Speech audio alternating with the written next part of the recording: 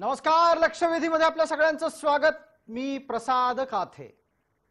पंतप्रधान नरेंद्र मोदी यांच्या दुसऱ्या टर्मच्या मंत्रिमंडळ विस्ताराच्या निमित्तानं, फेरबदलाच्या निमित्तानं सगळ्यात जास्त चर्चा सुरू झाली आहे ती देशाच्या पहिल्या सहकार मंत्रालयाची.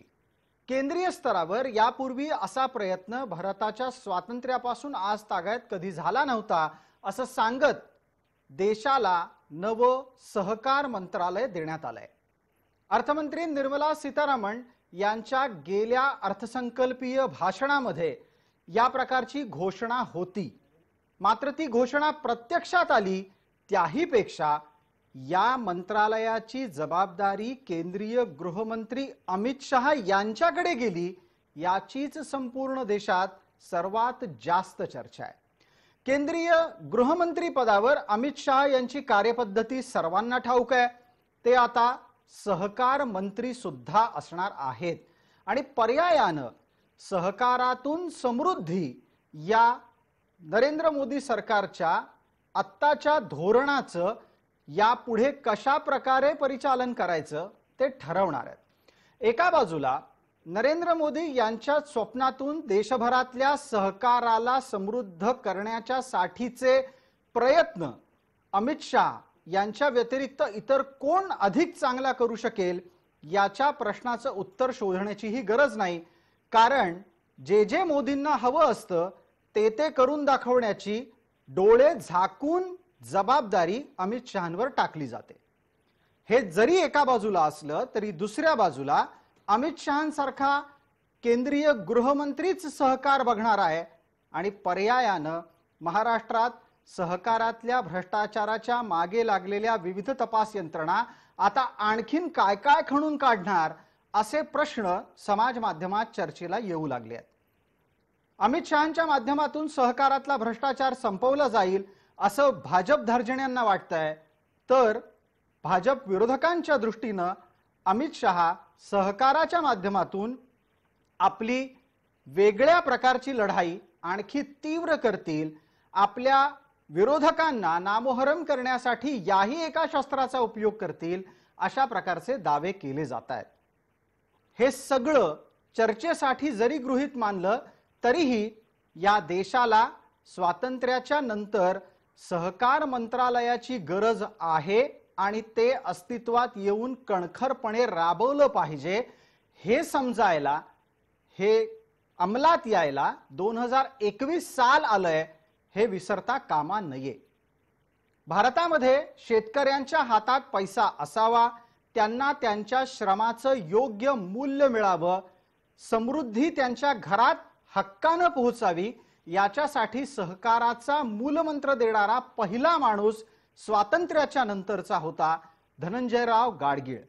प्रत्येक मराठी माणसासाठी अत्यंत अभिमानाची ही अशी बाब आहे, कारण सहकाराचा देशाला मंत्र महाराष्ट्रानं दिलाय, मराठी माणसानं दिलेला आहे. धनंजयराव गाडगीळांनी पाहिलेलं स्वप्न पुढे राजकीय ढवळाढवळीमुळे सहकाराला स्वाहाकारामध्ये बदलण्यापर्यंत वाईट पद्धतीनं राबवलं गेलं आणि त्याचे दुष्परिणाम शेतकऱ्यांसह संपूर्ण कृषी क्षेत्रानं अनुभवले. प्राप्त परिस्थितीमध्ये देशाला सहकाराच्या माध्यमातून अधिकाधिक कृषीविषयक समृद्धीचा लाभ प्रत्यक्ष त्यात असलेल्या प्रत्येक घटकापर्यंत पोहोचवण्याचा प्रयत्न होणं गरजेचं आहे. अमित शहा ज्या पद्धतीनं हेडमास्टर बनून गृहविभाग सांभाळत आहेत त्याच पद्धतीनं ते सहकार विभाग सुद्धा सांभाळतील का आणि त्याच्याच जोडीला सहकारातला भ्रष्टाचार संपवतील की राजकीय दृष्ट्या त्या भ्रष्टाचाराचा आत्ता हत्यार म्हणून वापर करतील. अशा आणि अनेक इतरही जोडल्या गेलेल्या प्रश्नांची चर्चा आजच्या लक्षवेधीमध्ये. देशाचे सहकार मंत्रालय नक्की कशासाठी?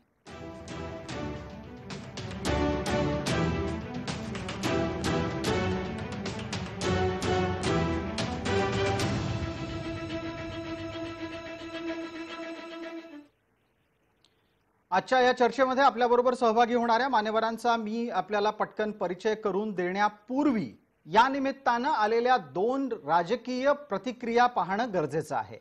पहिली प्रतिक्रिया आपल्याकडे आहे ती प्रवीण दरेकर यांची, भारतीय जनता पार्टीचे प्रतिनिधी या नात्यानं ते काय म्हणतात ते ऐकूया।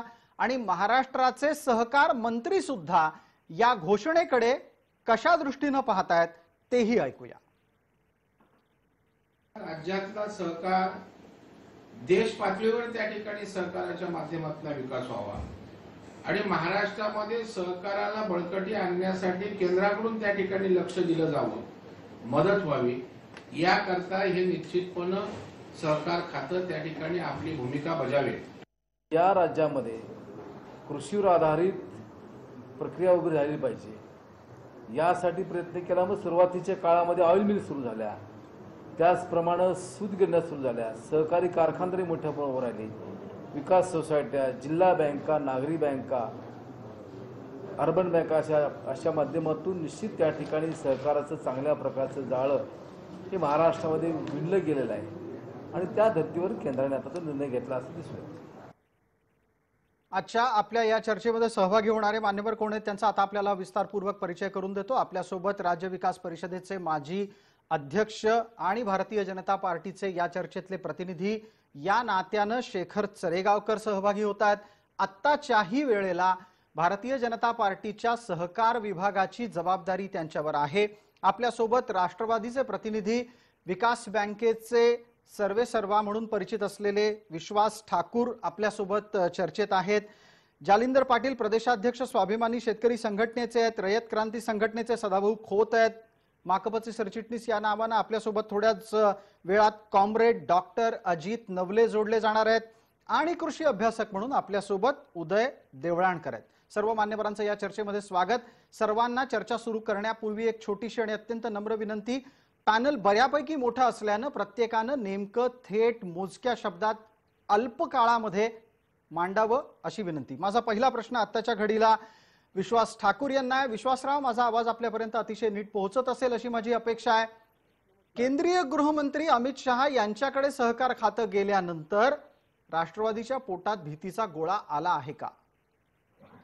सर्वप्रथम मी अमित शहा साहेबांचं मनापासून इथं अभिनंदन करतो, कारण त्याच्यामागचं कारण असं आहे की अमित शहा साहेब हे पहिल्यापासून सहकार चळवळीशी जोडले गेलेले आहेत। म्हणजे सहकारी बँकांची जी सगळ्यात मोठी ऑर्गनायझेशन नॅफकॅप म्हणून दिल्लीला ओळखली जाते, त्याचे 2007 साली अमित शहा साहेब त्याचे डायरेक्टर होते आणि गुजरातच्या सहकारी संस्थांची आणि व्यवस्थेशी ते बऱ्यापैकी जोडले गेलेले आहेत। आणि म्हणूनच मला असं वाटतं की पहिला तुम्ही जो सुरुवातीला थेट प्रश्न केला आहे की आम्हाला काही त्याचा त्रास झाला का, तर अजिबात नाही। त्याच्यामागचं कारण तुम्ही लक्षात घ्या की सहकार विभाग हा काही नव्याने स्थापन झालेला नाही। हा कृषी आणि सहकार विभाग सेंट्रल मध्ये ऑलरेडी कार्यान्वित होता। आता फक्त तो सहकार विभाग हा वेगळा केला गेला। आनंदाची गोष्ट अशी आहे की अमित शहा यांच्यासारख्या हेवीवेट नेत्याकडे ते खातं दिल्यामुळे त्याच्याकडे अधिक चांगल्या प्रकारे लक्ष दिलं जाईल असं मला वाटतं। आपण कोणतीही गोष्ट, प्रत्येक गोष्ट नकारात्मक घेण्याचं काही कारण नाही।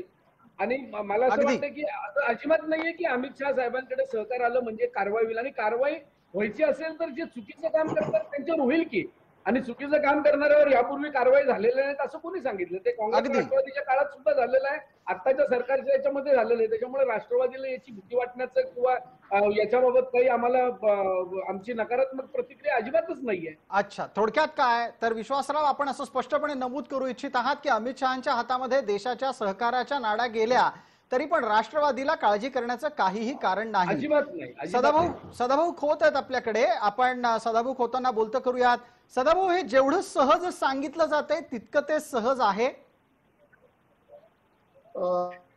आपण ही चर्चा घडवून आणल्याबद्दल मी आपल्याला धन्यवाद देतो। जय महाराष्ट्र चॅनेललाही धन्यवाद देतो जी, कारण ही अत्यंत महत्वाची चर्चा आहे। एका बाजूला या देशामध्ये सहकार चळवळ रुजवण्यामध्ये यशवंतराव चव्हाण साहेबांच्या पासून मगाशी तुम्ही नाव घेतलं आदरणीय बॅरिस्टर धनंजय गाडगीळ असतील, सहकार मंत्री विठ्ठलराव विखे पाटील असतील, वसंतदादा असतील, अशा अनेक दिग्गज माणसाने खऱ्या अर्थानं या सहकार चळवळीला ताकद दिली आणि ग्रामीण भागामध्ये या सहकार चळवळीच्या माध्यमातून रोजगार उभा केला, सहकारी संस्था उभा केली। एक गोष्ट मी आपल्या लक्षात आणून देतो की सहकार चळवळ ही एक मोठी खऱ्या अर्थानं एक हिमालयासारखी असणारी चळवळ आहे. 1,000 रुपयाचा शेअर्स किंवा 2,000 रुपयाचा शेअर्स घेऊन 200 कोटी सहकारी साखर कारखान्याचा मालक शेतकऱ्याला बनवण्याची किमया या सहकार चळवळीच्या माध्यमातून घडली.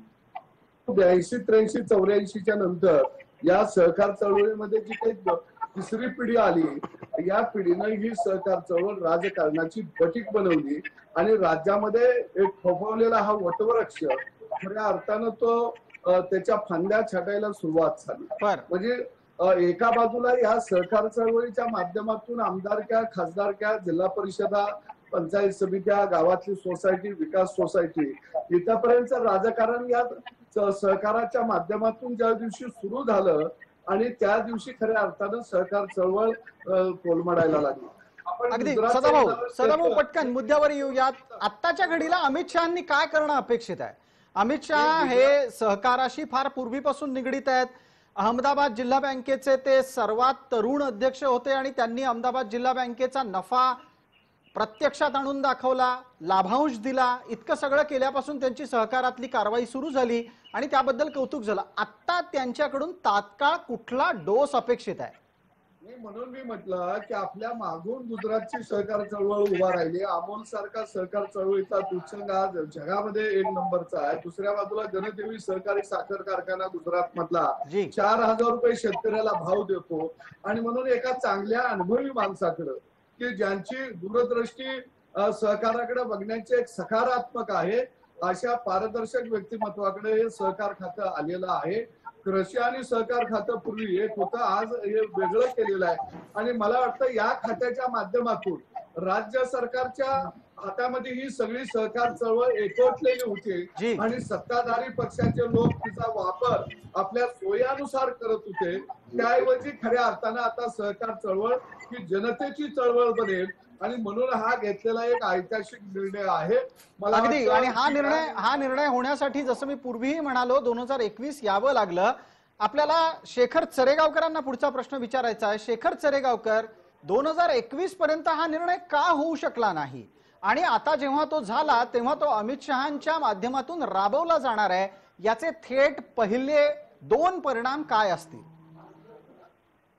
मुळामध्ये तसं ही चर्चा घडवल्याबद्दल मी आपल्या सगळ्यांना धन्यवाद देतो.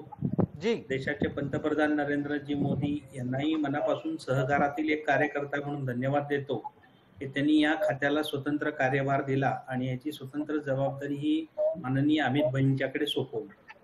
मुळामध्ये आपल्या सगळ्यांना माहिती आहे की भारतीय जनता पार्टीला सहकार विरोधी पार्टी म्हणून साधारणपणे बघण्याचा एक दृष्टिकोन तयार केला गेलेला होता.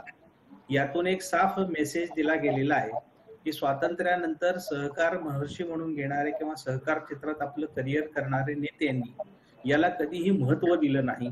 ते नरेंद्र मोदींनी दिलं आणि या सरकार स्वातंत्र्यानंतर पहिल्यांदा ते कृषी विभागातून हे खातं वेगळं करून याला एक स्वतंत्र अधिकार या निमित्तानं प्राप्त झाले. मला आपल्याला या गोष्टीकडे लक्ष वेधायचं आहे की सध्या जगामध्ये ज्या पद्धतीनं स्पर्धात्मक युग बनलेलं आहे, ग्लोबलायझेशनच्या दृष्टिकोनातून जी पावलं उचलली जात आहे, या पावलांमध्ये सहकार चळवळ मागे पडत चाललेली होती. कारण तिला लोकल पासून ग्लोबल होण्यासाठी जी काही मदत लागण्याची गरज होती ती प्रत्येक राज्याचे कायदे वेगवेगळे असल्यामुळं त्याच्या मर्यादा येत होत्या. हा जो ऐतिहासिक निर्णय एवढ्यासाठी होणार आहे की यामुळे लोकल टू ग्लोबल हा विषय मोठ्या प्रमाणामध्ये सहकार चळवळीला करता येणार आहे.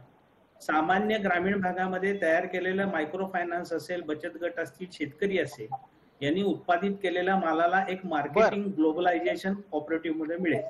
हा एक ह्यातला सगळ्यात महत्वाचा मुद्दा आहे. आणि दुसरा, नॅशनल पेमेंट सिस्टीम्स मध्ये कोऑपरेटिव्ह मुवमेंटचा समावेश होणार आहे. ही सगळ्यात आनंदाची बातमी यामध्ये आपल्याला घ्यावी लागेल. अगदी. शेखर चरेगावकर, याच्यामुळे थेट शेतकऱ्यांना मिळणारे 2 लाभ पटकन 30 सेकंदात सांगता येतील तर? याच्यामध्ये सगळ्यात महत्वाचं म्हणजे कृषी याला जी काय आपण MSP म्हणतो, ती MSP संपूर्ण देशभर एक चांगल्या पद्धतीनं राबवता येणार आहे. कारण आज तुम्ही जर पाहिलं शेतीसाठी मिळणारे सगळे लाभ हे सहकार विभागाच्या माध्यमातून दिले जातात, पण प्रत्येक राज्याचा सहकार कायदा वेगळा, अंमलबजावणी वेगळी. याच्यामुळे याच्यावरती नियंत्रण पाहिजे असं राहत नव्हतं. त्यामुळे या सेंट्रल मध्ये आता जो हा स्वतंत्र कार्यभार होणार आहे, त्यामुळे शेतकऱ्याला मिळणारी मिनिमम सपोर्ट प्राइस MSP ज्याला म्हणतो, त्याचं बाजार मूल्य असेल, त्याला मिळणारे शेतीमधून अनुदान असेल, 2000 रुपये सारखी त्याच्या खात्यामध्ये जमा होणारी रक्कम असेल, या सगळ्या सिस्टीम कोऑपरेटिव्हशी रिलेटेड आहे.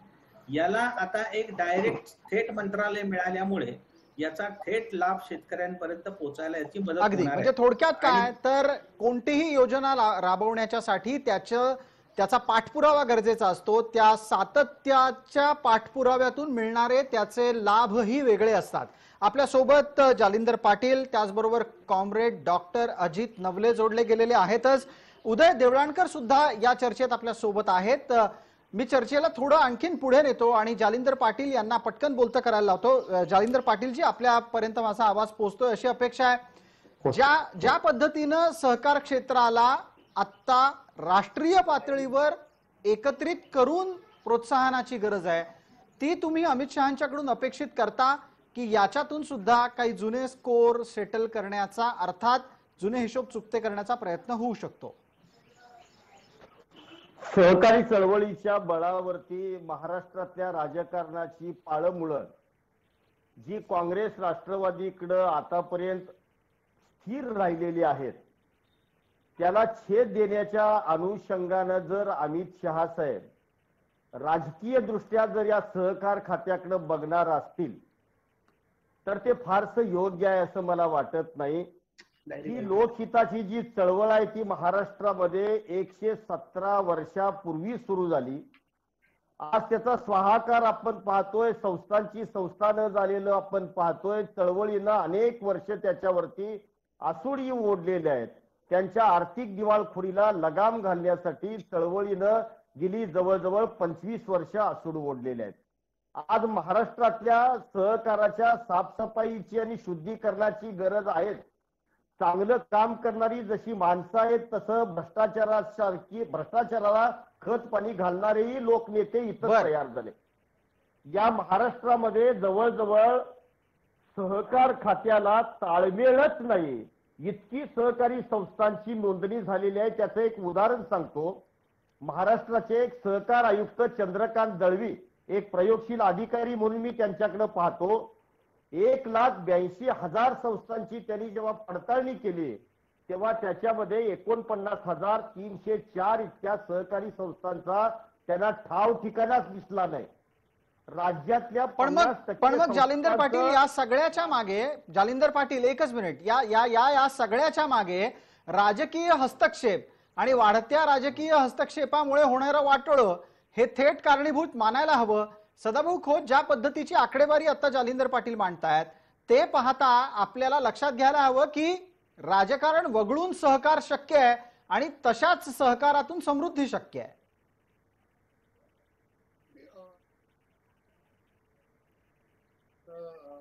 मला मांडावीशी वाटते की सहकाराचा स्वाकार झाला ही गोष्ट खरी आहे, परंतु आता नव्या पिढीला एका बाजूला केंद्र सरकार असेल, फार्मर प्रोड्युसर कंपन्या स्थापन करत आहे आणि शेतकऱ्यापर्यंत पोहोचण्याचा एक त्यांचा दृष्टिकोन आहे. आणि आम्ही चळवळीमध्ये बऱ्याच वर्षापासून आम्ही एक मागणी करत होतो की नाबार्डचं थेट कर्ज विकास सोसायटीला द्या. तुम्ही नाबार्डचं कर्ज शिखर बँकेला देता, शिखर बँक जिल्हा मध्यवर्तीला देते, जिल्हा मध्यवर्ती मग सोसायटीला देतील, सोसायटी मग शेतकऱ्याला देते. म्हणजे ते कर्ज 2-2% प्रत्येक जण त्याच्यावरती आपला खर्च काढून घेत असतो, काही गरज नसताना.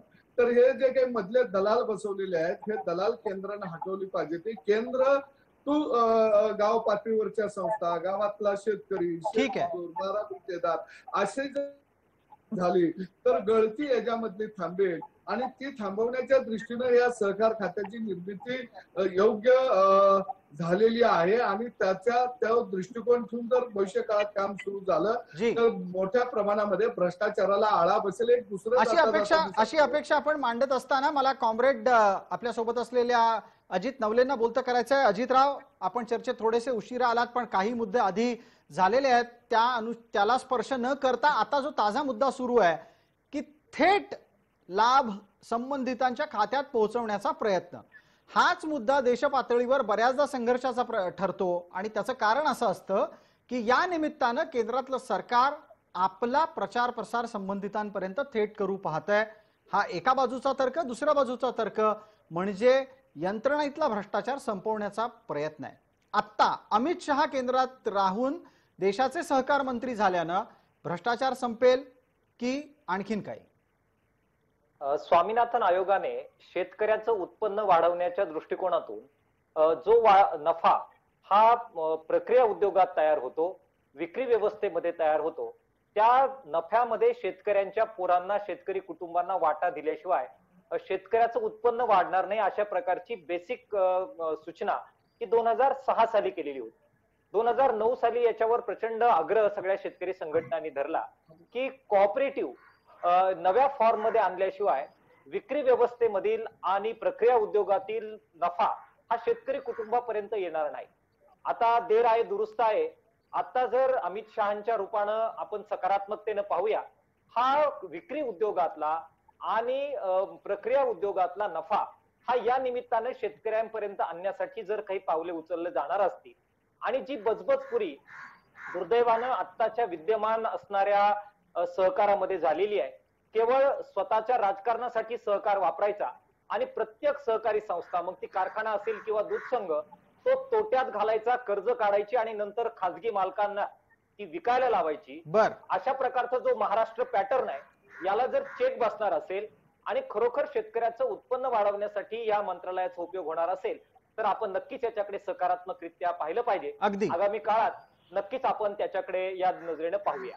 अगदी एक अत्यंत सकारात्मक बाब यातली ही आहे की इथं असलेल्या पॅनल मधले बहुतेक लोक अमित शहांसारखा माणूस सहकाराचा राष्ट्रीय स्तरावरचा मंत्री झाल्याच्या नंतर नकारात्मक भूमिका मांडत नाहीये, तर त्यांच्याकडून सहकारात बदल अपेक्षित करतायत. शेखर चरेगावकर, याचं कौतुक अमित शहांचं करायचं का धोरणी निर्णय म्हणून मोदींचं करायचं? नाही, मुळामध्ये पहिलं आपण कौतुक म्हणजे मोदी साहेबांचं केलं पाहिजे, कारण ते पंतप्रधान आहेत, त्यांनी या पद्धतीच्या निर्णयाला स्वतंत्र मंत्रालय करण्याचा निर्णय घेतला. आणि दुसरं कौतुक आहे अमित भाईंचं की ते त्यांच्यासारख्या एका कार्यक्षम आणि कर्तव्य दक्ष अशा मंत्री त्या खात्याला सुरुवातीलाच दिले. त्यामुळे ते मंत्री खातं जे आहे आता नव्यानं सुरू होणार ते अतिशय सक्षमपणे चालू राहील, हा त्यामागचा खरा उद्देश आहे. यात एक नवले साहेबांनी मांडलेला मुद्दा घेतो आणि पटकन विश्वासराव ठाकूर यांना बोलतं करतो. विश्वासराव, आपल्यापर्यंत तो मुद्दा ऐकायला आलेला असेल अशी अपेक्षा आहे. कॉम्रेड नवले असं म्हणतात, महाराष्ट्रात सहकारातली बजबजपुरी थांबवण्याच्या साठी अमित शहांनी प्रयत्न करावेत. स्वाभाविक याचे काही फटके बसू शकतात. मला मी पहिली गोष्ट माझ्या नंतर जे बोलले त्या सगळ्यांबाबत एक थोडं मला बोलायचं. चरेगावकर सर माझे खूप जवळचे मित्र आहेत. त्यांनी एक मगाशी उल्लेख केला की स्वातंत्र्य चळवळीनंतर काही कामच झालेलं नाही. मला वाटतं ते थोडंसं त्यांचा काहीतरी गैरसमज झालेला आहे. स्वातंत्र्य चळवळीनंतर ही सहकार चळवळ आज इथपर्यंत जी काही पोहोचलेली ती उगाचच पोहोचलेली नाहीये ना. अनेक लोकांचं त्याच्यामध्ये शेखरराव त्याच्यामध्ये योगदान आहे. आपण विसरून कसं चालणार आहे? पण विश्वास ठाकूर, त्याच बाबतीत आत्ताची स्थिती काय आहे ते कॉम्रेड नवले आपल्या समोर मांडत होते. सांगतो ना तुम्हाला. अजून त्याच्यामध्ये म्हणजे आता विश्वासराव, आपला आवाज गेला. माझा आवाज येत नाहीये? येत जातोय. आपण आपली भूमिका मांडा. नाही, आता त्याच्यामध्ये भूमिका म्हणजे माझं ऐकीन एक चरेगावकर सरांना सांगायचं की त्यांनी सांगितलं की नियंत्रण ठेवण्यासाठी केंद्राने केलं, हे असं नाहीये, ते कॉर्डिनेशन साठी केलेलं आहे.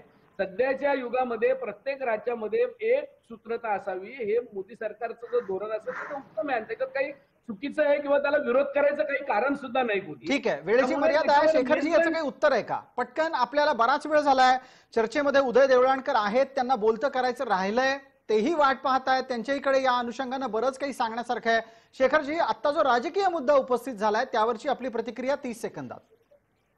नाही, मुळामध्ये याच्यामध्ये कुठलाही राजकीय आपण लक्ष किंवा त्या दृष्टीने या खात्याकडे बघणं हे अत्यंत चुकीचं आहे. म्हणजे विश्वासजींनी पण हे मान्य केले की राष्ट्रवादीचे जरी ते कार्यकर्ते असले तरी ते म्हटले की आपण याचा सकारात्मक विचार केला पाहिजे. कॉम्रेड नवलेंनी सुद्धा तशाच पद्धतीचा विचार मांडला, तेही बरोबर आहे. आणि त्यामुळे मला असं वाटत नाही की खातं सुरू झालं की लगेच राजकीय त्याला रंग देणं हे उचित होणार नाही. सहकार चळवळ समृद्ध होण्यासाठी याचा निश्चित उपयोग होईल. आणि विश्वासजींच्या बाबतीत मला जाता जाता सांगायचंय की मी फक्त सहकार खातं 60 वर्ष स्वातंत्र्यानंतर स्वतंत्र झालं नाही एवढंच बोललो, चळवळीत काम झालं नाही असं माझा दावा नाही. ठीक आहे, या निमित्तानं या संपूर्ण शेतकरी चळवळीशी एकेकाळी संबंधित असलेले, नंतर प्रशासनात दीर्घकाळ काम केलेले आणि कृषी विषयक आपली भूमिका परखडपणे मांडणारे उदय देवळाणकर आपल्या सोबत आहेत. उदयजी, आपण आतापर्यंतच्या सर्व मान्यवरांची भूमिका ऐकली, त्यात काही विषय राजकीय होते, काही निरीक्षण स्वरूपातले होते, पण तुमच्याकडून आता हे अपेक्षित करतो की सहकाराचं राष्ट्रीय धोरण असण्याच्या साठी टाकलं गेलेलं हे पाऊल कशा कशा आंतरराष्ट्रीय घटनांशी निगडीत आहे, याचं कोणी कुठे कसा लाभ करून घेतला, आपल्याला तो कसा करून घेता येईल. उदयजी, आपल्यासाठी पूर्ण 1.5 मिनिटाचा वेळ आहे. प्रसादजी, सहकाराचा पहिला प्रयोग जो झाला जगामध्ये, तो तुम्हाला कल्पना आहे की अमेरिकेमध्ये जे डेमोक्रेसी त्यांची मजबूत झाली आणि त्यांच्या शेतीसमोर अनेक समस्या आल्या, खास करून भुईमुगाच्या शेतीत समस्या आल्या, आणि याच्यावर उपाययोजना शोधण्यासाठी कारभारनी जे प्रयत्न केले, कारभारचं पुस्तक आपण सगळ्यांनी वाचलंय, ते अमेरिकन कृषी विभागाने 4H नावाचा क्लब स्थापन केला होता, म्हणजे head, heart, hands and harmony. या सगळ्यांनी एकत्र येऊन, या चारही घटकांनी एकत्र येऊन काम करायचं असं त्याची संकल्पना होती. यानंतर मोहम्मद युनूस साहेबाचा आपण चितगाव मधला प्रयोग पाहिलेला आहे, त्यांना नोबेल पारितोषिक मिळालं. तो बचत गटाच्या सुरुवात प्रयोग होता, आणि सगळ्यात महत्वाचा प्रयोग ज्याच्यावर आधारित कृषी धोरण पुढचं आपलं येतंय आणि त्याच्यात काम करणं फार आवश्यक आहे, ते सरकारने मान्य केलंय, काम झालेलं नाही, तो प्रयोग आहे अमूलचा प्रयोग. मान्य खोत साहेबांचाही दूध चळवळीशी मोठा संबंध आहे, त्यांनाही त्याच्यातली कल्पना आहे. पण वर्गीस कुरियन साहेबांनी जे उदाहरण घालून दिलं आपल्या नाशवंत शेतीमालासाठी, ज्या पद्धतीने वर्गीकृत विक्री करायची, म्हणजे इतर तुम्हाला माहिती आहे की आपले जे सगळे नाशवंत माल आहेत त्याच्यातला जास्तीत जास्त 16 ते 17% हिस्सा शेतकऱ्यापर्यंत जातो, आणि 82 रुपये ते 83 रुपये हे दलाल आणि मधले बिचोलिये घेऊन जातात. पण दुधाच्या बाबतीत तसं नाही. आनंद मॉडेलमध्ये काय झालेलं आहे की त्यांनी प्रत्येक स्तरावर, प्रायमरी पॅक सोसायटीमध्ये, जिल्हा स्तरावरती आणि डिस्ट्रीब्युशन आणि साठवणुकीमध्ये ज्या मर्यादा आणि जी, आपला आवाज थांबलाय. उदयजी, काही तांत्रिक कारणांमुळे उदय देवळाणकर यांचा संपर्क तुटला आहे, पण त्यांनी जो मुद्दा मांडला त्या मुद्द्याच्या अनुषंगाने पटकन आधी जालिंदर पाटील यांना बोलतं करतो आणि नंतर सदाभाऊ आहेत आपल्यासोबत, त्यांनाही बोलतं करूया. जालिंदर पाटील, मधली लोक, दलाल, आडते, व्यापारी, कशाही प्रकारे त्यांना नावं द्या, त्यांनी केलेली लुबाडणूक थांबवण्यासाठी केंद्रीय पातळीवरचं सहकाराचं खातं काम करेल, मंत्रालय काम करेल अशी अपेक्षा व्यक्त केली गेली. आपल्याला महाराष्ट्राच्या पलीकडे जाऊन गुजरात, उत्तर प्रदेश, इतरही काही राज्य आहेत जिथे सहकाराचा थोडा ना थोडा तरी स्थान बळकट झालेला लवलेश आहे आपल्याच तुलनेत, तिथल्या सुद्धा गोष्टीला विचार करून उत्तर द्यायचं आहे. अपेक्षा एवढीच आहे की महाराष्ट्राची समृद्धी ही सहकाराच्या बळावरती झालेली सगळेजण मान्य करतात.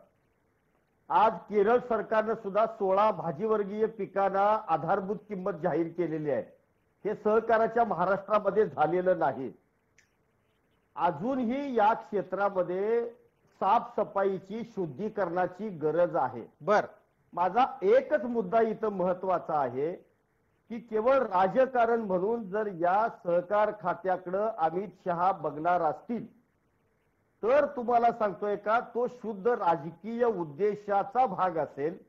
याच्या पलीकडे जाऊन सहकाराच्या बळावरती महाराष्ट्रासारखं एक राज्य समृद्ध झालं, तशी या देशातली सगळी राज्य समृद्ध करण्याच्या अनुषंगानं त्यांच्याजवळ जर का या खात्याचा एखादा नवा अजेंडा त्यांच्या समोर असेल, सहकारी संस्था जिथं जिथं आहेत त्यांचं सर्वेक्षण एखाद्या मोहिमेद्वारा जर ते करणार असतील आणि नवा शुद्धीकरणाचा अजेंडा जर संपूर्ण देशासमोर आणून नव्या सहकाराची मांडणी करण्याच्या अनुषंगानं या खात्याकडे त्यांनी बघावं ही अपेक्षा आहे. ठीक आहे, वेळेची मर्यादा. जालिंदर पाटील जी, आपण एक पटकन उदयरावांना संधी देतोय. मगाशी बोलता बोलता त्यांचा आवाज थांबला.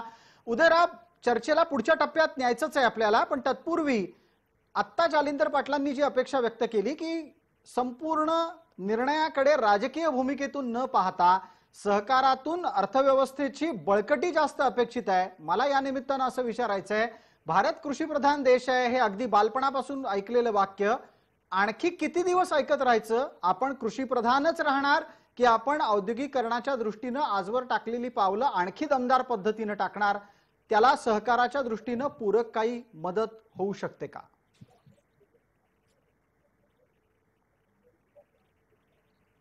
उदयराव, कदाचित उदयराव आपलाच माईक आपल्याकडून बंद झालाय, त्यामुळे तुमचा आवाज प्रेक्षकांपर्यंत पोहोचत नाहीये. प्रसादजी जी आता आला, एकदम आला, बोला.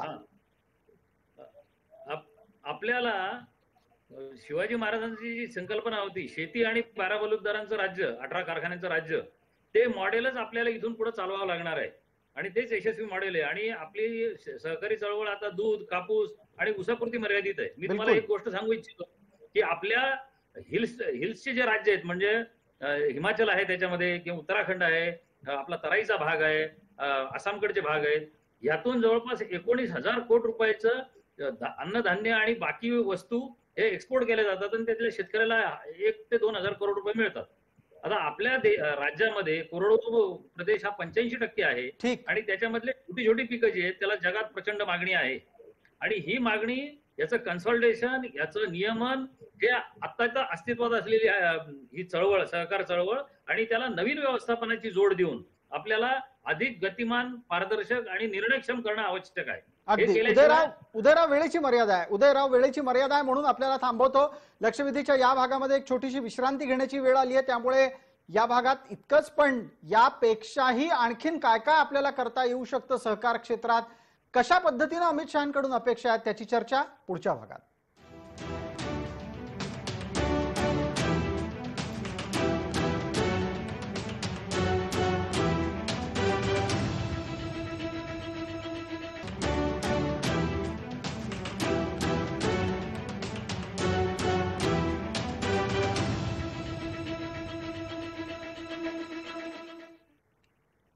नमस्कार, लक्षवेधीच्या या दुसऱ्या भागामध्ये आपल्या सगळ्यांचं स्वागत. आपल्यासोबत असलेल्या मान्यवरांचा आपल्याला पटकन परिचय करून देतो. आपल्यासोबत शेखर सरेगावकर आहेत, विश्वास ठाकूर आहेत, जालिंदर पाटील आहेत, सदाभाऊ खोत आहेत, कॉम्रेड अजित नवले आहेत आणि उदय देवळाणकर आहेत. उदय देवळाणकर थोड्या वेळापूर्वी संपूर्ण देशाच्या अर्थव्यवस्थेच्या बळकटीकरणासाठी सहकार कसा उपयोगी पडेल ते सांगत होते, पण त्याचबरोबर चर्चेला थोडं आणखीन पुढे नेतो आणि कॉम्रेड नवले यांना बोलतं करतो.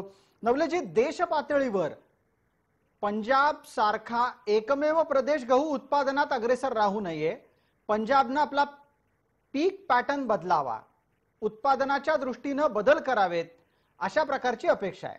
आणि हीच अपेक्षा ही आत्ता तिथे वादाची ठिणगी बनलेली आहे. निमित्त आत्ता कृषी कायद्याचं का असेना, पण प्रत्यक्षात गव्हाच्या उत्पादनात विकसित झालेलं राज्य आता त्या उत्पादनाला सोडून इतर उत्पादनांना स्वीकारू इच्छित नाही, म्हणून सुरू झालेला वाद हा कृषी कायद्याच्या निमित्तानं पुढे येतोय. केंद्रीय गृहमंत्री अमित शहा हे सहकार विभागाच्या माध्यमातून देश पातळीवर कृषी विषयक असंतोषाला शांत करू पाहू शकतील का? पंजाब सारखा राज्य असेल जिथे गव्हाला शेतकरी सोडायला तयार नाही, किंवा महाराष्ट्रामध्ये पश्चिम महाराष्ट्राचा प्रदेश असेल तिथे ऊसाला शेतकरी सोडायला तयार नाही, त्याचं मुख्य कारण या पिकांमधून काही एक शिल्लक राहील आणि उत्पादनातून उत्पन्न मिळेल अशी हमी शेतकऱ्यांना वाटते आहे. त्यांनी हा पीक पॅटर्न बदलावा. पंजाबच्या शेतकऱ्यांनी गहू सोडावा आणि पश्चिम महाराष्ट्राच्या शेतकऱ्यांनी ऊस सोडावा असं अपेक्षित असेल तर इतर पिकांना सुद्धा हमी भावाचं काही संरक्षण किंवा 2 पैसे त्याचं कुटुंब चालवायला उरतील अशा प्रकारचं संरक्षण जोपर्यंत मिळत नाही, हमी मिळत नाही, तोपर्यंत हे पीक पॅटर्न केवळ आपण भाषण करून किंवा इच्छा व्यक्त करून बदलणार नाहीत.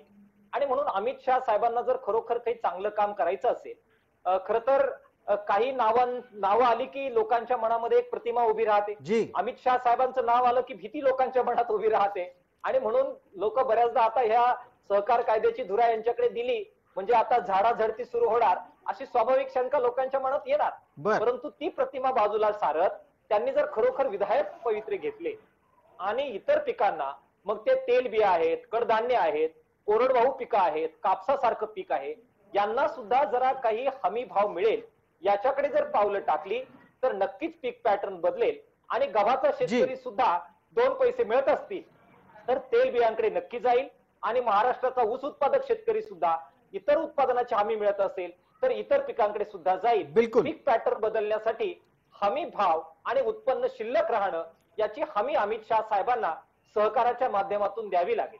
अगदी. आता उदय देवळणकर, हे केवळ आणि केवळ बोलाचा भात, बोलाची कढी राहणार की हे प्रत्यक्षात येऊ शकतं? शेतकऱ्याचा ठरलेला पीक पॅटर्न बाजूला सारून विविध प्रकारच्या उत्पादनांच्या साठी त्याला प्रोत्साहित करणं, ते अंमलात आणणं आणि अर्थव्यवस्थेचं बळकटीकरण हे इतकं सहज शक्य आहे का? त्याच्यासाठी एक विशिष्ट अशा 10-15 वर्षांच्या साठीचे सातत्याचे प्रयत्न अपेक्षित आहेत. याच्यात राज्यकर्त्यांची मानसिकता बदलणं जास्त आवश्यक आहे आणि सगळ्याच जनतेला हे समजून घ्यावं लागेल सगळ्यांनाच की इतर पिकांमध्ये देखील मोठा फायदा आहे, त्याच्यामध्ये मोठा जनरेशन आहे. हे जोपर्यंत आपण लक्षात घेत नाही, कारण आपल्याकडे तुम्ही लक्षात घ्या की त्याला सुवर्णयुग म्हणता त्यावेळेला जी शेतीची उत्पादन आपल्याकडे होती त्यांना आजही आंतरराष्ट्रीय स्तरावर मागणी आहे, पण त्याला बळकटीकरण बिलकुल नाही, त्याचं नाही, त्याचे व्हॅल्यू चेंज नाही. पिकांची भूती फिरतो. कॉम्रेड नवलेंनी ज्याप्रमाणे सांगितलं त्याप्रमाणे आदिवासी पट्ट्यापासून कोरडवाहू पट्ट्यांपर्यंत आपल्याकडे जी उत्पादनं आहेत त्यांचं कन्सल्टेशन आणि त्याला पुढे नेणं आवश्यक आहे. गव्हाच्या बाबत पंजाब याच्यात उदयराव एक मुद्दा उपस्थित करतो. होतं कसं की सोयाबीन लावा अशी एक लाट येते आणि अचानक सोयाबीनचे भाव कोसळतात. तशाच प्रकारे विविध डाळींच्या बाबतीमध्ये होतं. शेतकरी धाडस करायला जातो आणि तोंडावर आपटतो, मग त्याची इच्छाशक्ती संपते. डाळींच्या बाबतीत तुम्हाला सांगतो की भारत हा डाळीचा जगातला सगळ्यात मोठा उत्पादक देश आहे आणि भारत हा जगातला सगळ्यात मोठा डाळीचा इम्पोर्टर देश आहे. बिलकुल. म्हणजे हे धोरणकर्त्यांनी सगळ्यांनी लक्षात घेतलं पाहिजे की ही जी कॉन्ट्रावर्सी आहे याच्यामुळे शेतकरी उद्ध्वस्त होतात आणि हे जर तुम्हाला थांबवायचं असेल तर दीर्घकालीन धोरण आपण म्हणल्याप्रमाणे अनिवार्य आहे आणि ते कमिटमेंट अनिवार्य आहे की आम्ही कमिटेड आहोत, कोरडवाहूमध्ये सुद्धा सन्मानाने शेतकऱ्याला उभा करणार आहोत. आणि हे जर आपण करू शकलो नाही तर यातून शेतकऱ्यांना निराशाच येईल. तुम्ही वेगवेगळे प्रयोग केले तरी सहकारातून अशी अपेक्षा आहे की छोटे शेतकरी, छोटी ताकद त्यांना एकत्रित करून त्यांना सहकार प्लस व्यवस्थापन यांची जोड देऊन नव्याने त्यांना उभं केलं गेलं पाहिजे. अमित शहा साहेबांसारखा दणकट माणूस याच्यात येणार असेल तर त्याच दणकटीने आणि त्याच कमिटमेंटने पारदर्शकपणे या पिकांना मजबूत आणून गरीबाला पुढे न्यायचं कमिटमेंट आपण पाळली पाहिजे. शेखर चरेगावकरांना पुढचा प्रश्न आहे, त्यानिमित्तानं पटकन एक महत्वाच्या मुद्द्यावर चर्चा येऊन थांबतीये. तो मुद्दा आहे दीर्घकालीन नियोजनाची. आता ज्या वेळेला पंतप्रधान नरेंद्र मोदी अमित शहा या व्यक्तीकडे देशाच्या सहकार मंत्रालयाची जबाबदारी देतात तेव्हा त्यांचं नियोजन हे पुढच्या 15 वर्षांसाठीचं असू शकतं का? 15 वर्षांच्या साठी आपली सत्ता टिकणार आहे आणि आपल्याला सहकाराच्या माध्यमातून देशाच्या अर्थव्यवस्थेची बळकटी करायची आहे, हे त्यांना दिसायला लागलंय का? तसं द्रष्टेपण आहे का? मुळामध्ये आपण सत्ता किती टिकणार, काय टिकणार हा भाग वेगळा आहे. तो राजकारणाच्या चर्चेच्या प्लॅटफॉर्मवर आपण बोलू आणि त्याचं उत्तरही असंच आहे की ते पुढच्या अनेक वर्ष राहील. मुद्दा हा आहे की सहकार खात्याला ज्या पद्धतीनं आता ट्रीट केले गेलेलं आहे आणि अमित भाईंसारखा एका कणखर माणसाला ज्या अर्थी नेमलंय त्या अर्थीच याचं स्वतंत्र नियोजन व्हावं, याला स्वतंत्र बजेटरी प्रोव्हिजन्स मिळाव्यात, याचं स्वतंत्र नियंत्रण असावं. अशा सगळ्या गोष्टी ज्या व्यवस्थापनाला आवश्यक आहेत त्या एकट्या कृषी मंत्र्यांच्याकडे ह्या होत्या, त्यावेळी त्याला न्याय दिला जात नव्हता आणि त्याच्यामुळे कदाचित काही प्रश्न हे अनुत्तरित राहत होते.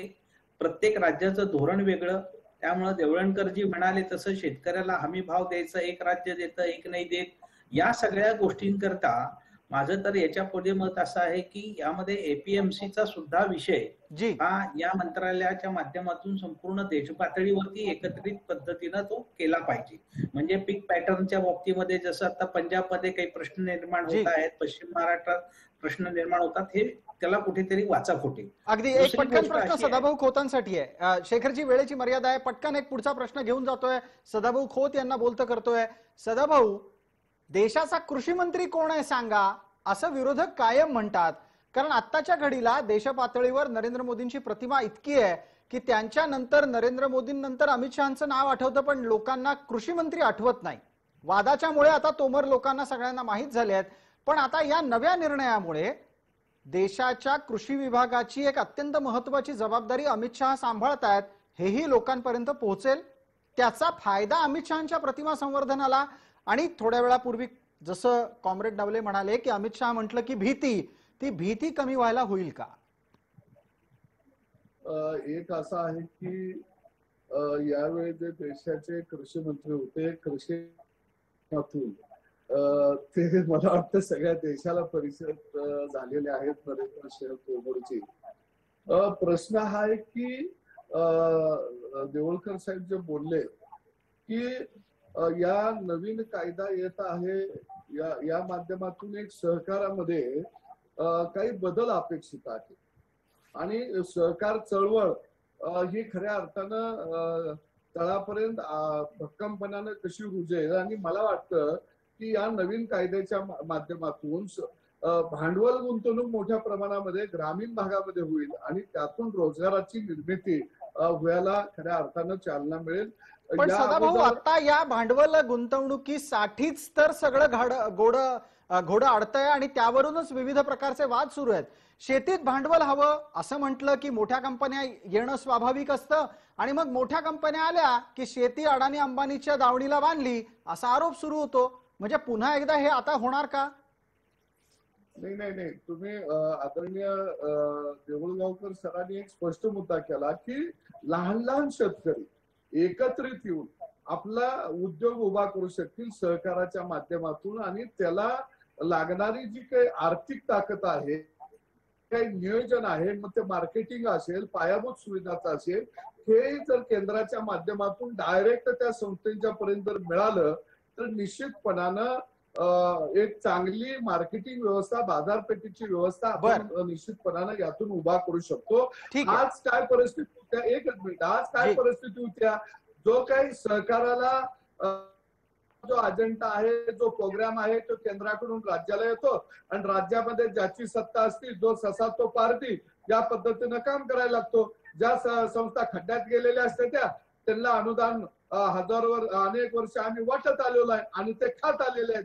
तर यातून कुठेतरी खऱ्या अर्थानं या सहकार चळवळीची सुटका होईल आणि या माध्यमातून नव तरुण एक उद्योजक म्हणून सहकार चळवळीच्या माध्यमातून उदयाला आलेला आपल्याला पाहायला मिळेल. आपण आशावाद व्यक्त करत आहात. मला देवळणकरांना पुन्हा एकदा बोलतं करायचं आणि त्यानिमित्तानं त्यांच्यासाठीचा असलेला प्रश्न असा आहे, देवळणकरजी, मायक्रो फायनान्सिंग, सूक्ष्म घटकाचा भांडवली हिस्सा उभा करण्याच्यासाठीचे प्रयत्न हा एक भाग आणि दुसऱ्या बाजूला पैसे लुबाडणाऱ्यांना रोखण्याचं काम, ही दुधारी तलवार आहे, ही तारेवरची कसरत आहे, ती अमित शहांना जमेल? हे बघा, कुठलाही निर्णय शेती संबंधीचा हा समग्र धोरणाचा आणि निर्णयांचा परिणाम असतो. एक साधं उदाहरण मी आपल्याला सांगतो. 1984 साली आज जे 70% खाद्यतेल आपण आयात करतो, 1984 साली एक छटाक तेल आपण आणत नव्हतो. देशामध्ये 11.5 लाख तेल, 5.5 लाख तेल गाड्या होत्या. आज त्या 11.5 शिल्लक आहेत. एंटरप्रेनर्सला पुढे करायचं, शेतकऱ्यांना एकत्रित आणायचं, तर तेल बियांपासून, डाळींपासून ते पशुखाद्याचे छोटे छोटे पॅलेटिंग मशीन्स देऊन कारखाने उभे करणं हे काही अवघड नाही. पण मायक्रो फायनान्स मधून, कारण मायक्रो फायनान्सवर आमचा विश्वासच राहिला नाही. आम्हाला 200 कोटीचा कारखाना पाहिजे, आम्हाला छोट्या माणसाची गरज, त्याला मजबूत करण्यासाठी त्याला करायची मदत आणि नंतर ह्या उत्पादक गटांची सहकारिता हा विचारच आपण केला नाही. त्याला प्रायमरी कर्ज देण्यापासून आम्हाला आमच्या दावणीला तो जर पाहिजे असेल आणि त्याला तर स्वातंत्र्य देणार नसतो आपण, तर अशा प्रकारची सहकारी चळवळ मला तरी अभिप्रेत नाही. शेतकऱ्यांनी स्वतंत्रपणे उत्पादनं करावीत, त्यांच्यावर प्राथमिक प्रक्रिया त्यांनीच कराव्यात आणि नंतर ह्या सगळ्या व्हॅल्यू चेनला त्यांना जोडलं जावं. याच्यातून क्रांती शक्य आहे, आर्थिक क्रांती शक्य आहे. अगदी. आणि त्याच निमित्तानं देवळणकरजी, महात्माजींचं एक वाक्य आठवतं ज्याच्यावर नवलेजींनी पटकन 30 सेकंदात प्रकाश टाकावा. गाव समृद्ध झालं पाहिजे तर देश समृद्ध होईल. गावाची व्यवस्था कोणी मोडली आणि ती मोडली गेल्यामुळे पुढे अनेक प्रश्न जन्माला आले का? प्रसादजी, आपण बरोबर मुद्दा उपस्थित केला. मगाशी आपण म्हणालात की शेवटी औद्योगिक क्षेत्राच्या विकासाकडे आपल्याला जावं लागेल, शेतीवर अवलंबून राहून चालणार नाही. शेतीची जी काही लोकसंख्या आहे ती हळूहळू उद्योग क्षेत्राकडे न्यावी लागेल. परंतु आता मान्यवरांनी जो मुद्दा मांडला की हे औद्योगिक विकास होत असताना जर छोट्या उत्पादक गटांना ताकद आपण दिली आणि शेतकऱ्यांचा शेतीमाल हा गावात प्रक्रिया त्याच्यावर होईल आणि त्याचं मूल्यवर्धनाची साखळी गाव स्तरावर तयार होईल. अशा प्रकारे तुम्ही गांधीजींचा जो उल्लेख केला त्या अनुषंगाने जर गावाची मॉडेल्स आपण उभी करू शकलो तरच आपल्याला गावात सुद्धा औद्योगिक विकास, गावातल्या रोजगार निर्मितीच्या बद्दलचा भरणा आणि त्याचबरोबर शेतकरी कुटुंबाचं उत्पन्न वाढवण्याकडे दमदार पावलं टाकता येईल.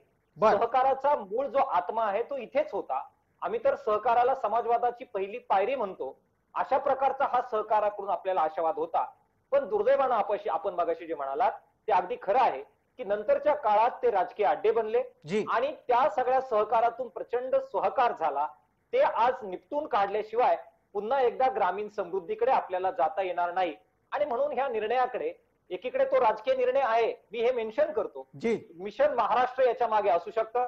राष्ट्रवादी काँग्रेसची गोची करून राजकारण बदलण्याची सुद्धा रणनीती असू शकते. पण आज मला त्याच्यावर बोलायचं नाही. ठीक आहे, पण आपण आज जरी त्या विषयावर बोलू इच्छित नसाल तरी विषय स्वाभाविकरित्या उपस्थित केलाच आहात, तर आपल्या सोबत असलेल्या दोन्ही मान्यवरांची पटकन 30 सेकंदातली त्यावर प्रतिक्रिया घेऊयात. मिशन महाराष्ट्र किंवा मिशन कमळ हे महाराष्ट्रात राबवण्याच्या साठीची ही सुरुवात आहे, अशाही प्रकारची समाज माध्यमातली प्रतिक्रिया आहे. विश्वासराव ठाकूरांकडे त्याचं उत्तर असू शकतं कदाचित. नाही, मुळातच मी नवले साहेबांचं त्यांनी त्यांचं मत व्यक्त केलं, मी त्यांचा आदर करतो.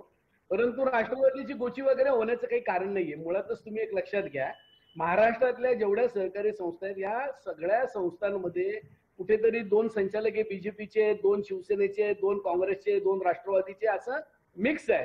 तुम्हाला कुठेही सहकारी संस्थांमध्ये तुम्हाला अशा पद्धतीने दिसणार नाही की एकाच विचाराचे किंवा याची लोक त्या संस्थेवर काम करतात. म्हणजे विश्वासराव आपल्याला असं सुचवायचंय का की कारवाई झाली तर सगळ्यांवर होईल, एकट्या राष्ट्रवादीवर होऊ शकत नाही? एकच सेकंदात सांगतो फक्त तुम्हाला, फक्त एकच दुर्दैवानी होते की राष्ट्रवादीचे लोक जिथे जिथे सहकारात काम करतायत ते अतिशय उत्तम पद्धतीने आणि चांगल्या पद्धतीने काम करतायत. 5-10% लोक इकडे तिकडे ते प्रत्येक क्षेत्रामध्ये असू शकतात चुकीचं काम करणारे, त्यांचं समर्थन मी अजिबात करणार नाही. 90% लोक चांगले आहेत आणि तिथंच कुठेतरी थोडाफार जर प्रॉब्लेम कोणाला होत असेल तर ते मी समजू शकतो, हरकत नाही. पण तुम्हाला पण चांगलं काम करण्याची संधी महाराष्ट्राने उपलब्ध करून दिलेली आहे आणि चांगलं काम करू शकतात. शेखरजी याचं उत्तर आपल्याकडून अपेक्षित करतो. मगाशी त्यांनी सांगितलं की कृषी मंत्री आता कोण आहे माहिती नाही. पवार साहेब असताना तुम्हाला जर लक्षात येत असेल तर पवार साहेबांनी 97वी घटना दुरुस्ती आणलेली आहे. म्हणजे सहकारामध्ये आजच काही नवीन पर्व सुरू झालं किंवा काय झालं असं समजण्याचं कृपा करून कारण नाहीये. कोणी गैरसमज त्याचं करून घेऊ नये. एवढं निश्चित आहे की अमित शहा साहेबांकडे ती जबाबदारी आल्याने ते खातं जास्त वजनदार होणार आहे. कारण अमित शहा साहेबांचं त्याच्यावर प्रेम आहे त्या खात्यावर. 20 वर्ष त्यांनी सहकारामध्ये गुजरातमध्ये त्यांनी फार मोठमोठ्या याच्यावर केलं. म्हणजे माधवपुरा झाल्यानंतर शेखर सरेगावकर साहेब इथे आहेत, ते संपूर्ण देश फिरलेले, त्यांना माहिती आहे. माधवपुरा झाल्यानंतरच गुजरात मधलं सहकार वाचवण्याचं काम अमित शहा साहेबांनी केलेलं आहे. त्यावेळेला ज्या वेळेला त्या बँका वाचवल्या त्यावेळेला तिथं काँग्रेसच्या पण बँका होत्या, असं काही नव्हतं. त्यांनी तो विचार नाही केला. मुद्दा महाराष्ट्र मिशन पासून थोडा दूर चाललाय. शेखर सरेगावकरांना बोलायची संधी दिली होती, मगाशी ते बोलता बोलता राहिले. शेखरजी आवाज येतोय का? तुमचा आवाज येत नाहीये म्हणून विचारलं. नाही, मी आता जो मुद्दा आता आहे की राष्ट्रवादीचा प्रॉब्लेम किंवा अन्य काही कमळ मिशन वगैरे, तर मला असं वाटतं की जे काही त्याचा अजेंडा आहे खाते निर्मितीचा, त्याच्यात 10 प्रमुख मुद्दे आहेत. ते जर पाहिले तर मला असं वाटतं की यात कुठेही राजकीय विषय असू शकत नाही. दुसरा गोष्ट अशी आहे की आपण असं का म्हणतो आहे की भारतीय जनता पार्टीच्याकडे हे सत्ता आली किंवा केंद्रामध्ये त्यांच्या मंत्री झाले म्हणजे आता इकडे प्रॉब्लेम येणार. तर मला एक उदाहरण सांगायचं आहे. राज्य सहकारी बँक बरखास्त ही काँग्रेसचं सरकार असताना काँग्रेसनेच केली आहे, त्याला भारतीय जनता पार्टीचा काही संबंध नव्हता. आणि त्यामुळे असं काही घडलं की कुठल्या तरी राजकीय पक्षानं ते केलं असं म्हणणं मला वाटतं की उचित ठरणार नाही. बरं, पण आपण आता जर उल्लेख करताच आहात तर ती 10 उद्देशांची यादी वाचून दाखवलीत तर अधिक बरं होईल. मी तुम्हाला सांगतो ना की local to global, vocal for local, स्वतंत्र budget, ease of doing business, ग्रामीण भागाच्या अर्थकारणाला विकासाची बळकटी, नॅशनल पेमेंटमध्ये कोऑपरेटिव्ह सिस्टीमचा सहभाग, सहकार क्षेत्राला स्पर्धा करता येण्यासाठीची योजना, केंद्राच्या योजनांमध्ये सहकार विभागाचा सहकार खात्याचा समावेश आणि शेतमालाला MSP ज्याला आपण म्हणतो त्याला रास्त भाव, आणि सर्व सहकारी, मी पुन्हा शब्द वापरतोय, सर्व सहकारी किंवा आजारी असलेल्या सुद्धा सहकारी संस्था स्ट्रेंथन करणं, सक्षम करणं, हे 10 मुद्दे हे नवीन मंत्रालय काढण्यामागचे आहेत. यामध्ये राजकीय कुठलाही विषय नाही. स्वाभाविकरित्या सरकारी कागदपत्रांवर राजकीय विषय नसतात, ते विषय दडलेले असतात. हेही काही वेगळं सांगायला नको. जालिंदर पाटील आहेत आपल्यासोबत. जालिंदर पाटीलजी, राजकीय विषय आता कोणालाच चर्चेला आणायचा नाहीये, कौतुक करायला पाहिजे आपण सर्व या मान्यवरांचं. पण आता एक मुद्दा इथे जो उपस्थित झाला तो असा आहे की थेट लाभ संबंधितांपर्यंत पोहोचवण्यासाठी होणारे प्रयत्न हे नव्या स्वतंत्र सहकारी मंत्रालयाकडून अपेक्षित आहेत. आपण थोडी देशाच्या बाबतीतली एक उदाहरण डोळ्यासमोर घेऊ. बंगालमध्ये असे प्रयत्न अपेक्षित असताना ते झाले नाहीत. तिथं राजकारण आडवं आलं. अशा प्रकारच्या घटनांमुळे लाभार्थ्याचं होणारं नुकसान हे सुद्धा नव्या सहकार मंत्र्यांनी देशात लक्षात घ्यायला पाहिजे का? नवं काही जेव्हा आणलं जातं ना तेव्हा त्याला राजकीय वासच नाही असं म्हणणं मला पटत नाही. बिलकुल. मगाशी पीक पद्धतीच्या संदर्भामध्ये चर्चा झाली. पीक पद्धतीवरती बोलण्यापेक्षा तुमच्या धोरणामध्ये पारदर्शकता ठेवा ना. आज महाराष्ट्रामध्ये दुष्काळ पट्ट्यामध्ये तुम्ही साखर कारखाने दिले, काही गरज नव्हती. पश्चिम जिथं जे पिकतंय ना त्याला चालना द्या असं मी म्हणणारा माणूस आहे. आणि एकदा या सगळ्या बुद्धिवाद्यांनी नांगराचा मुठ्या हातामध्ये घ्या आणि मग पीक पद्धतीवरती बोला. मी अगदी अभिमानानं यावरती बोलतो. याचं कारण आजही माझ्या हातामध्ये नांगराचा मुठ्या आहे. माझ्या आता पश्चिम महाराष्ट्रामध्ये अतिरिक्त ऊस होतोय जर तुम्ही म्हणणार असाल, तिथं कापूस उत्पादन येणार आहे का? अरे जिथं 6 महिने सतत पाऊस पडतो तिथं जे पीक त्या निसर्गाला पाहिजे असेल तेच घ्यायला पाहिजे. गावाची मॉडेल करा असं डॉक्टर नवले या ठिकाणी म्हणाले. स्वातंत्र्यानंतरच्या शतकामध्ये आलेल्या सत्तेवरच्या कोणत्या राजकारण्यांनी एखादं गाव मॉडेल केलं का? कुठेतरी एखादे अण्णा हजारे, कुठेतरी एखादे पोपटराव पवार आपल्याला पाहायला मिळतात. गावगाड्यांचा मसनवाटा झालेला आजही आपल्याला बघायला मिळतोय.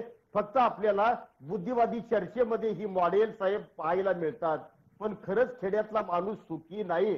MSPच्या संदर्भामध्ये या ठिकाणी विचार झाला की जर मला सांगा केरळ सरकार भाजीवर्गीय पिकांना जर 16 भाजीवर्गीय पिकांना जर MSP देत असेल तर मग संपूर्ण देशामध्ये हा प्रयोग का राबवला जाऊ शकत नाही हा प्रश्न आहे. अगदी याचं उत्तर घेऊया. जालिंदरजी याचं उत्तर घेऊया. दोन्ही आपल्याकडे प्रवक्ते आहेत, राज्याचे आहेत, केंद्राचे पण आहेत. त्यांच्याकडे याचं उत्तर असू शकतं कदाचित. पहिल्यांदा शेखर चरेगावकर 30 सेकंद आपल्यासाठी, त्यानंतर विश्वासराव ठाकूर. नाही, मुळामध्ये जे त्यांचं म्हणणं असं आहे की MSP ला भाजीपाल्याला सुद्धा दिलं पाहिजे.